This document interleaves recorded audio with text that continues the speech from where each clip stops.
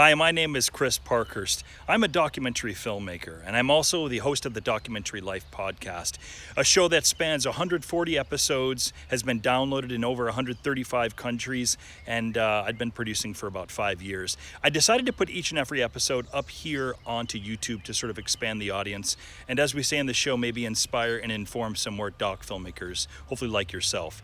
In the episodes, you may find some older, maybe outdated URLs, in particular any of the documentary filmmaking courses that we do offer online. If you have any questions about the URLs, simply look in the show notes on this page, here on this YouTube page, and that'll be able to take you where you need to go to.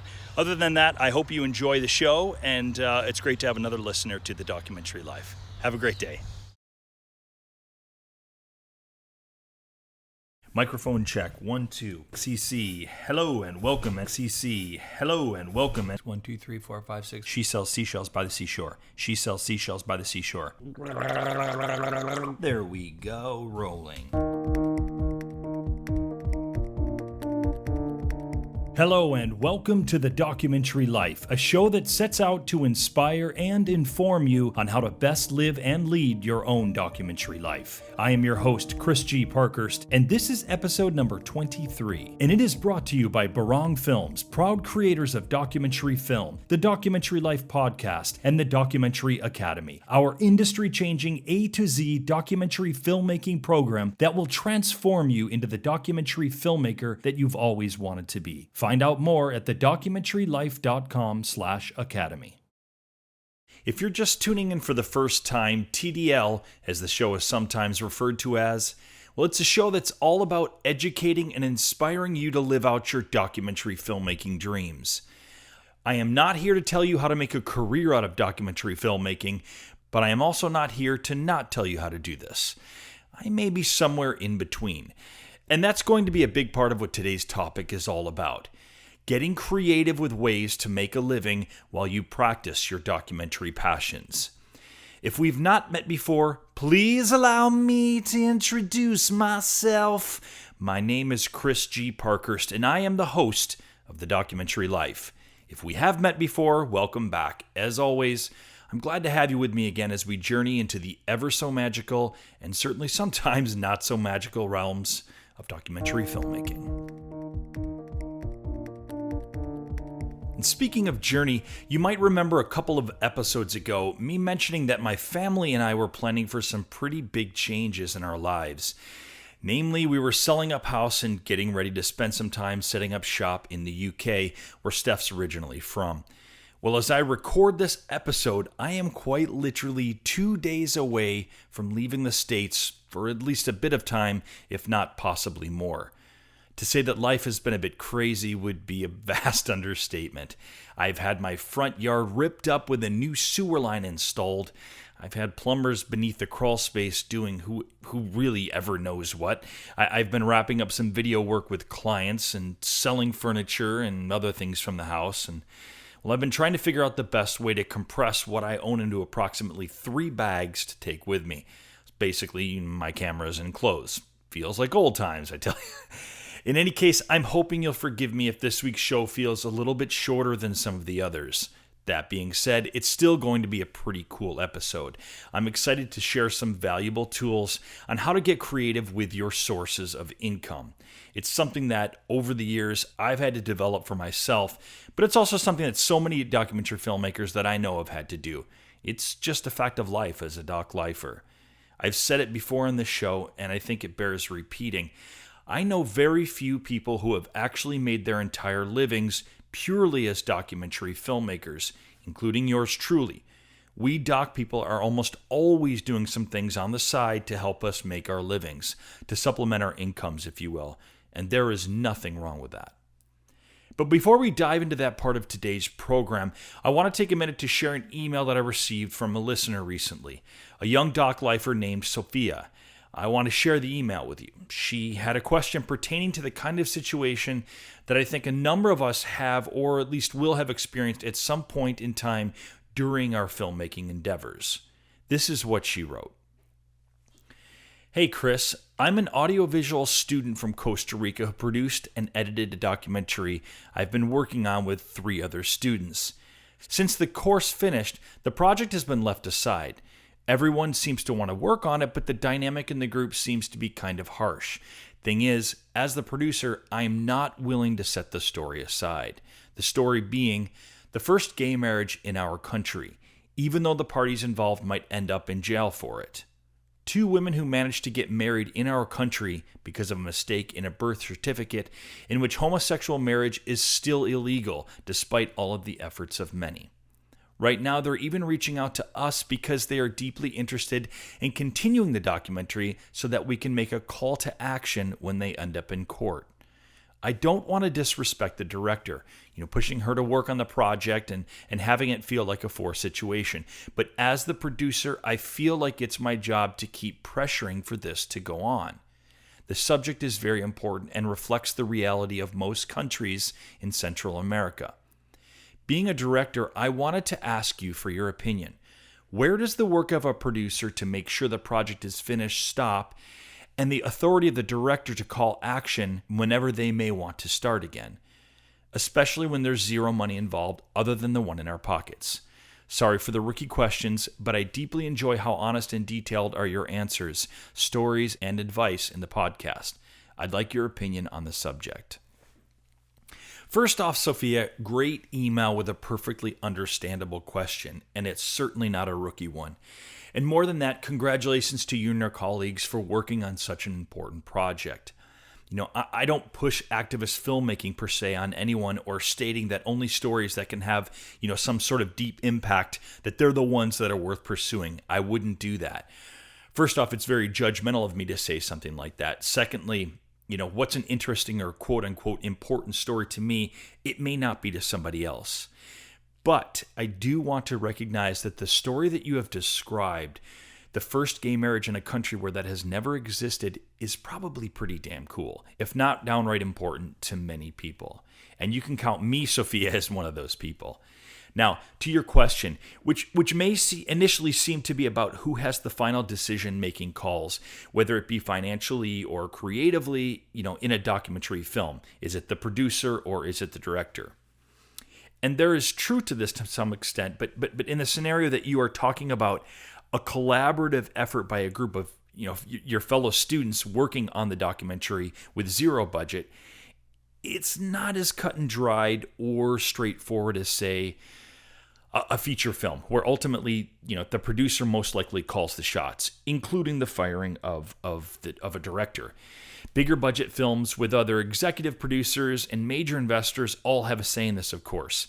But it's the producer, while not necessarily calling the creative shots on set, they do have the final say in most matters. Now, this may not be the case with documentary films, often because documentary films are not beholden to larger budgets with executive producers and investors. They're often being produced and directed, and generally at least partially funded, by the same person. But for the sake of your question, let's say the director and producer are two different people, and they don't get along or they don't see eye to eye on the project for whatever reasons, to the point where it becomes pretty apparent that the film will not get made unless one of them goes. Well, I've made mention of this here on the show. I believe it was episode number 17, where I talked about this happening for myself, even on more than one occasion. In fact, I had to let go of not one, but two producers, and on the same film. It was on my Nepal doc journey to Kathmandu. For two entirely different reasons, it just was not working out between the producers and myself, me being the director. Now, in my case, while it was certainly no small deal asking these producers to leave the project, there also wasn't much that they could say really in rebuttal. They hadn't put any of their own money into the project, but maybe even more importantly, the film concept, the concept itself, it was never theirs to begin with. In fact, they'd been brought onto the film, effectively my film, to help produce it. So while I certainly always respected their position on the doc, always trying to take on board their opinions and suggestions, it was almost inherently understood that Journey to Kathmandu was my film, and therefore I ultimately had the positioning to make, final says in regards to it. But again, this is often very different from feature films or commercials, where the producer or agency, in the case of commercials, is going to have final say in their director, which not only includes the hiring, but also, in some cases, the firing. Now, in your case, I want to be careful because we're talking about a group of students, all who have already invested their own time into the project, right? And while it sounds like there are different crew positions, including you as the producer and someone else as the director, it still sounds very much like a collaborative project. So that's one thing I would say to keep in mind. It's a delicate situation. And it was unclear to me in your email who came up with the project to begin with, whose concept it was. If it was the director's, you may be out of luck. In other words, if the director brought you and the other crew members onto the project, it's pretty touchy stepping in and trying to move on without the director. That being said, I do feel like whatever you decide to do, you might first try and sit down with this director and have a heart-to-heart conversation. Try and explain the urgency of the project and what it means to the couple who are getting married. Explain what it means to all of the people who have already been involved in the project, that they too, they don't want to see the project just go away. Also, maybe what the broader importance and significance of the project, being the first gay marriage in Costa Rica, what that may mean. Try and explain the sense of urgency involved with getting the film made now, as opposed to next month or next year, or worse, of course, never. Hopefully, this will give them some other perspective and move them to take action on the project again. However, if this is a case where you and or the crew just aren't getting along with the director, and it's not just the director's concept, and the director doesn't have a bunch of finances tied into the project, then perhaps the entire crew, maybe as a committee, needs to make a choice on whether or not to continue the film with or without this director. I'm not recommending a mutiny here, though. I do guess that it can sound like that, but I'm at least acknowledging that something must be done, right? There's a definite sense of urgency that I'm hearing from you. You, as well as a number of others, care deeply about this project, and this project needs to happen. Sophia, please let us know how things work out. I, for one, would be super interested to hear how you approach the situation. And secondly, I can't wait to see how the film turns out. It sounds like a great and important story.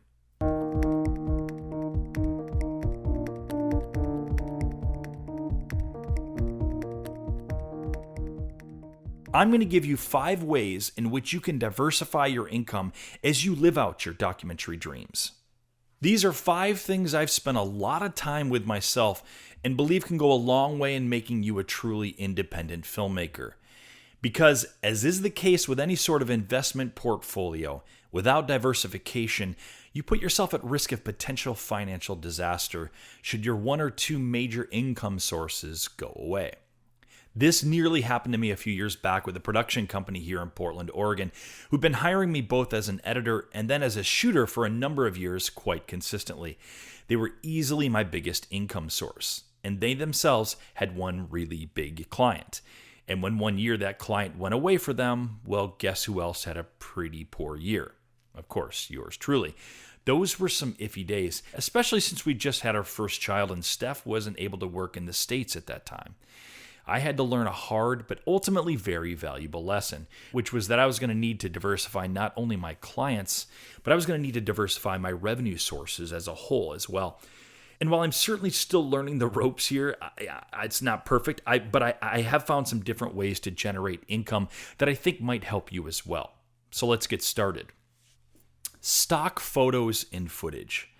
I don't know why more people aren't doing this, because the fact of the matter is a lot of people are doing it. I just don't personally know a ton of them.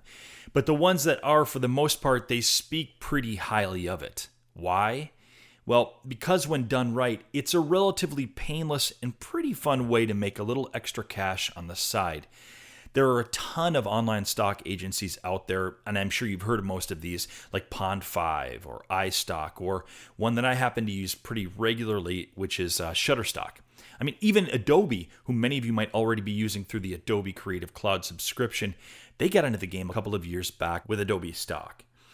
I won't break down the advantages or disadvantages to each one or the payout agreements with each one. You can do your research on that yourself. I'll just say this. Once you've gotten through the photos or footage application process for one of these websites, your photos or footage, it's there forever. So if you happen to have a particularly good piece of footage, for example, I have a couple of medical field related clips that consistently bring me in some monies. You can be generating passive income on that clip for quite some time. And the more you arm yourself with knowledge about timing of certain clips, say 3 months before a major holiday or certain current news events, and the more you know about naming conventions or SEO conventions, the more you learn about what types of images ad agencies around the world are looking for, the more you learn the game, basically, the more chance for success you'll have. Now, there are a number of websites and books out there already dedicated to stock footage, but one book that comes to mind is Stock Footage Millionaire by Robb Crocker, who incidentally happens to be based out of Oregon City here in Oregon. In it, Crocker details how he started a local video production company, discovered this new thing called online stock footage, and quickly made this local video company into a full-fledged stock footage making machine. Crocker literally became a stock footage millionaire by shooting stock during downtimes between corporate video shoots and smaller commercial gigs. He'd take his camera out and often, his children and wife, they'd be the talent. And he would minimally, light a scene, shoot it, upload the clips later that night, and then he'd watch the money come into his account. Now, I'm making it sound easier than it actually is, of course. It is an investment of time and resources. You really have to be consistent with your time, and there is some financial investment, whether it be for gear or talent. And the truth is, about 85% of what you upload, it barely sells. But you can get a small percentage that looks pretty damn good, and it also makes you money. And often, as I mentioned earlier, it's passive income, so it might keep giving for a while. You can always sell stock photos as well. Of course, I do. It's just that the ROI is so much greater with stock footage.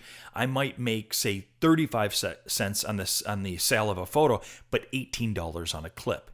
It's that great a difference. The last thing I'll say on this subject is that not all stock footage has to be newly created by you, which is something that's really cool. You might have a treasure trove of clips just sitting on years of drives that have long since been forgotten. Think of how many wedding gigs, bar mitzvahs, family videos, outtakes from commercial gigs, travel videos, etc., that are just sitting on drives.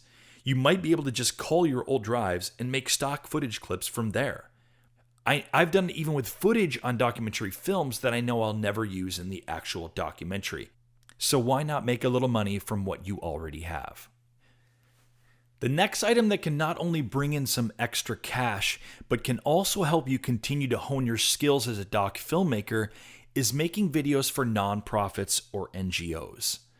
NGOs are non-governmental organizations that are often doing humanitarian work, whether in one's own country or overseas in a developing country. We've talked about doing NGO and nonprofit videos in the past on this show. A lot of us documentary filmmakers cut our teeth doing this kind of work. Because of the nature of the work, and because it's usually just you doing it, the access can often be pretty open and easy. Now I know what you're thinking, that the NGO video work is generally pretty low paying, so why would it even be included on a list like this? And I'd agree that you most likely won't be breaking the bank doing video work for NGOs and nonprofits. However, you will be making something, and that's this. You will be making a short documentary film, and you will be making a little cash. And the thing is, often because of the nature of working with an organization like this, it's kind of understood that because you're putting your time and energy into making something this good and doing it for pretty cheap, there often isn't a pressing deadline. Oftentimes, you can get the organization to give away some leeway with the timeline of the project. In other words, you can give your time to the videos in between maybe other better paying gigs or part-time work. This is a luxury we don't often have with other paying work. So while the NGO work may not be a huge paycheck, I find that the relatively flexible timeline and the fact that I get to practice my craft on an interesting or meaningful subject, and I am making a little cash, well, it can be a pretty attractive option when I'm looking to, supplement income a little bit. Early on in my career, I did some video work for the well-known humanitarian organization Relief International. The timing was pretty good. I was still basically working as a PA, a production assistant, with the occasional shooting gig on the side, but I was really trying to reach out and garner some more film work. Along came this opportunity to create some videos for Relief International in Haiti, of all places, just 6 months after the major earthquake. At the time, I wasn't working much that particular month, and I was going to have the opportunity to shoot down in Haiti and make a little bit of money. Sure, not a lot of it, but it wasn't nothing, and the cash was definitely going to supplement my income for that month. When we got back to the States, I was given 3 weeks to edit a couple 2-minute videos. For me, that was great. It was perfect because I was able to accept other better paying work that came along during that 3 weeks. As long as I basically got the videos done and approved within the 3 weeks, I was good to go. It really was a win-win for both parties. I was able to shoot, direct, and then edit a couple of reel-worthy videos, videos that I could use for my reel, practically on my own time, and they were getting a couple of professional-looking and sounding videos for their organization.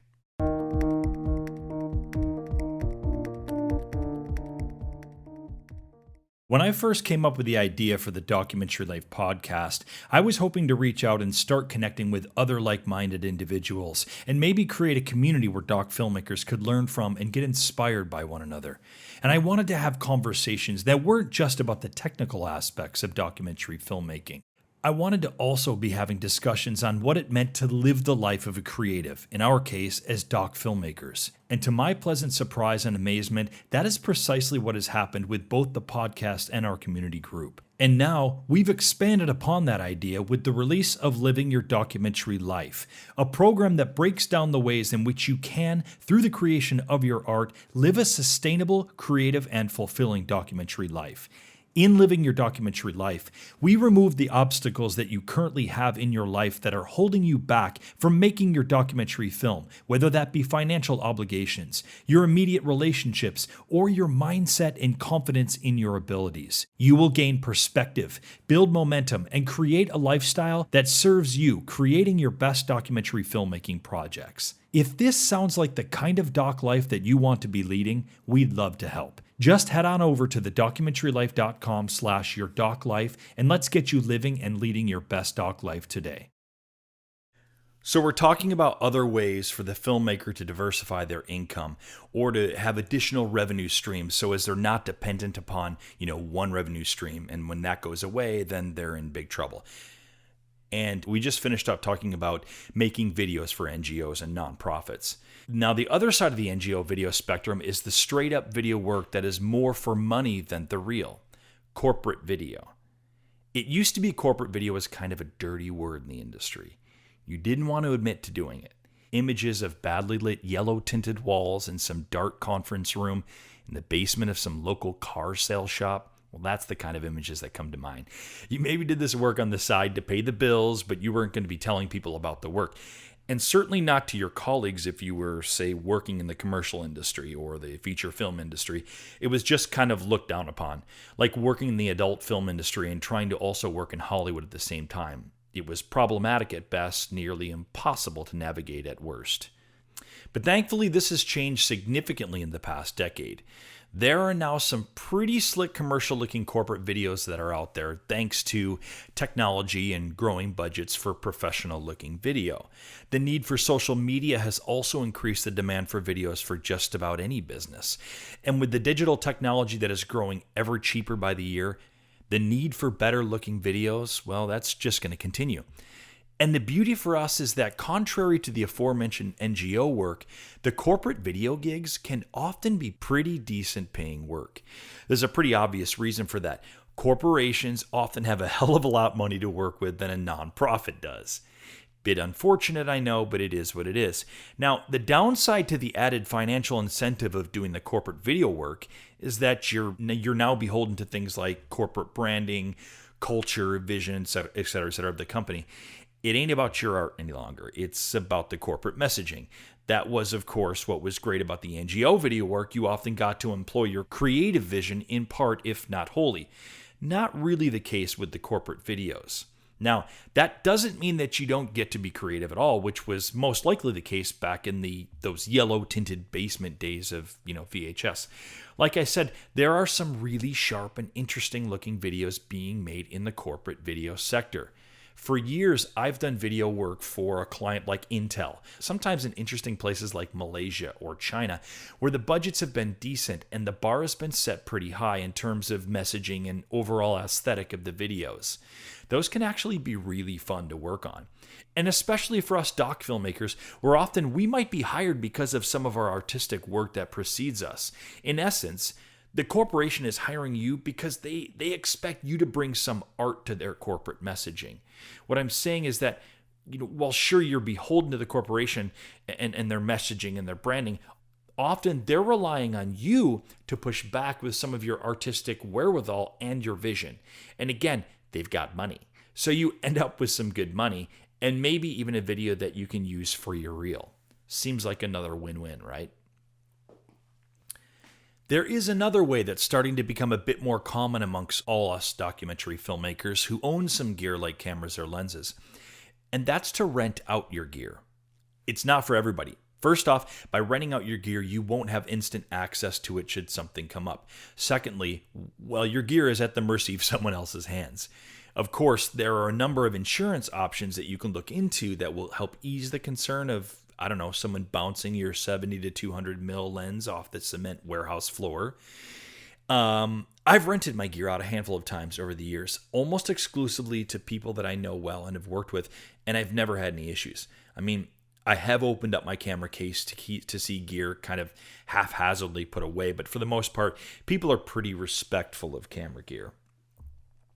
I've also known colleagues who have made a big camera purchase with the idea of renting out that camera to help defer the costs of it. So they buy the camera that they'd like to, say, use on their own projects or as an owner-operator of the camera, with the idea of also paying off the camera by renting it out.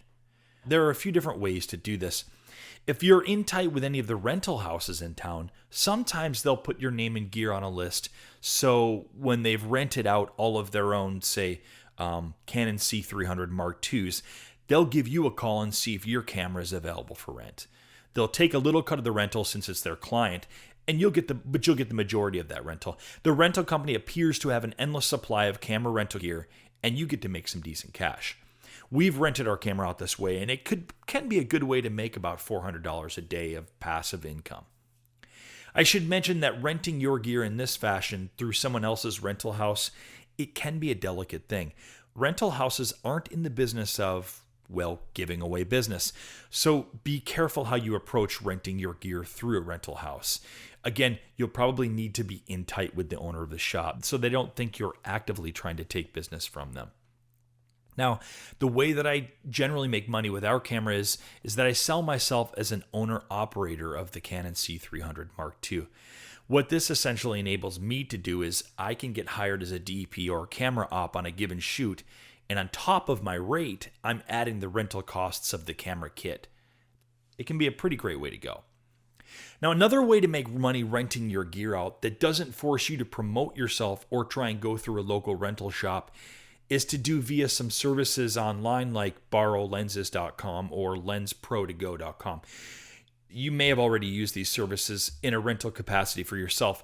Maybe you needed a particular lens or camera body or a drone for a shoot. You basically got online and you reserved the equipment for X amount of days. They send out the gear to you packed in, these Pelican type protective cases. And once you're finished with the rental, you simply ship back at their cost. I know a lot of people that rent gear in this fashion, especially if they live in areas that don't necessarily have easy access to rental houses. And the beauty of these website services is that you can sign up to rent out your own gear as well. In fact, there's a newer one out there that I recently came across that practically specializes in this. They're called parachute.co, and it's spelled without the E. So it's parachut.co. They're based out of Salt Lake City, Utah. You can rent out your camera, lenses, and drones through Parachute. Basically, you maintain all ownership of the gear, but you send the gear to them. They keep in airtight shipping gear as well as keep the gear, professionally cleaned, maintained, and insured.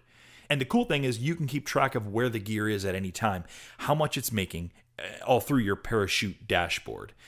On the consumer end, what's happening is one is paying a monthly fee. They start out at, they have packages that start out at $99 a month. And with that, you can have $750 in gear value out at one time.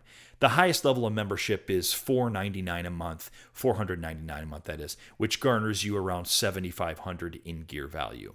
It's a super interesting concept, this Parachute.co. And I'm very interested in hearing from anyone out there who's using the service, either as a renter or a rentee. Is that even a word, rentee? Maybe I should use lessee or lesser. Anyhow, drop me a line if you've used Parachute.co. I'd love to hear more about it. Now, this last bit of way to make a little extra cash is not necessarily film or video related per se, but it's probably the easiest way possible to make some passive income. It's called investing. And I'm not talking about day playing the stock market, which of course is certainly a way to make some money, but it's also a quick way, as you know, to lose money.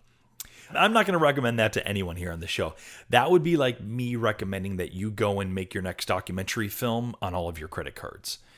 What I'm talking about is a fairly conservative way to make an investment without having to pay any attention to the market at all. You let this particular online company called Betterment to do the work for you. If you're like me, a substantial part of my income, it comes from doing the freelance or contract work, right? That may be the case for many of you out there, whether it's as a freelance camera op or as a carpenter or as a website coder.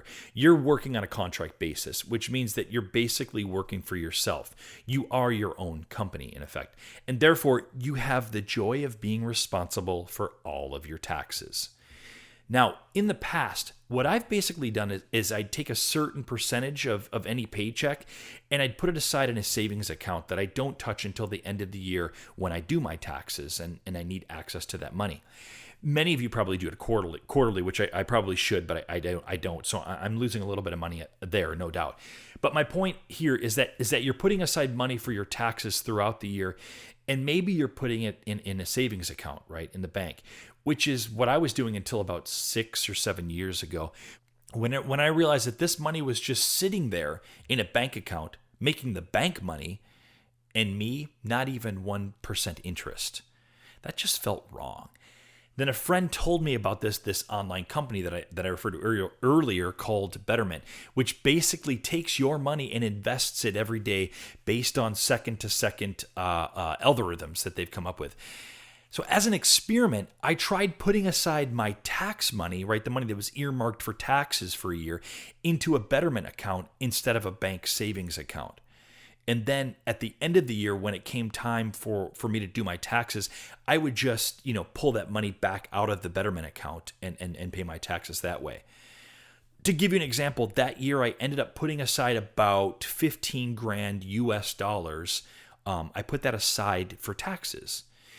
Do you know what I made on that money that year? About $1,000. Know what I would have made on that $15,000 if it was sitting in a savings account all year? About $50. That's right, $50. That's just downright wrong. And I didn't do a damn thing. I just put it into a Betterment account and let them work the money for me. The U.S. stock market generally averages around 8% gain in a given year. There are, of course, ups and downs, but the 8% is a pretty conservative average. You don't need me to do the math for you. It's pretty obvious, right? Now, Betterment is the online investment service that I know about. I'm sure there are others out there, but it's just the one that I've personally been using for a while now. Do your own research and see if there's not some way like this that you can be making money on your earmarked taxes, throughout the year. Again, it's this idea of passive income. So there you have it. That's 5 options, 5 ideas that you can use to generate some additional income in your life. That's this edition of The Documentary Life. I hope that you enjoyed it. When next we get together, I'll be producing this show from the UK.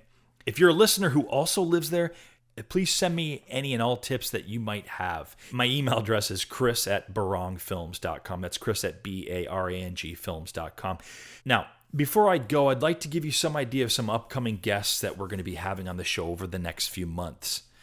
Founder and curator of the independent filmmaking website, Filmmaker's Process is the name of the website. Robert Hardy, he'll be on the show talking about the best ways that he knows how to live an independent filmmaking life. Doc filmmakers Dea Schlossberg and Lindsay Grazel will be on an upcoming episode of TDL.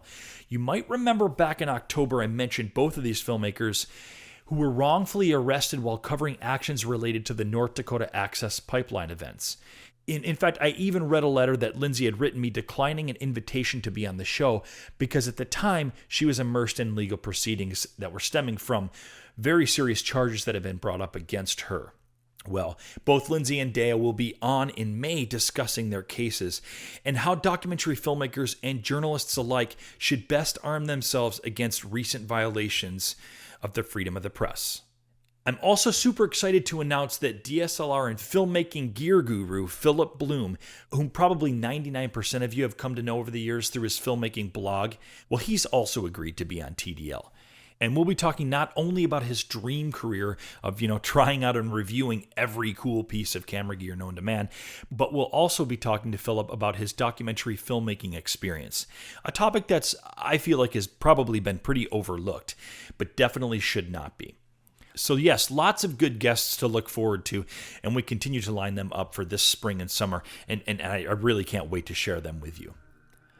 If you haven't already or you're new to the show, be sure to go back and check out our back catalog of shows by going to www.thedocumentarylife.com. And don't forget, by going to the website, you can get a free download of my first documentary film, Journey to Kathmandu. Thanks everyone for continuing to support this ever-growing documentary community of ours, and thanks for listening to The Documentary Life. Until next time, I remain your host, Chris G. Parkhurst. We'll see you soon.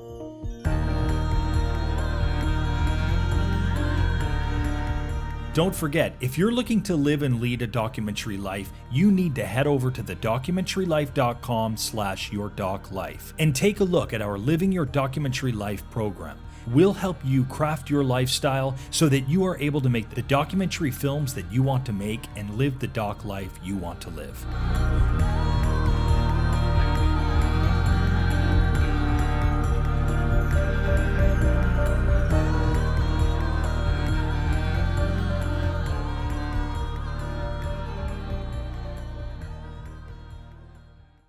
Thanks again for listening to the show, and remember to like and subscribe to this channel. Also, remember, for any of the URLs that may or may not be outdated, and you want to get the most up-to-date information, perhaps for the documentary filmmaking courses, for the blog, for other episodes, just go ahead and check in the show notes below on this YouTube page, and that'll give you the correct URLs to use. Thanks again. Have a great day.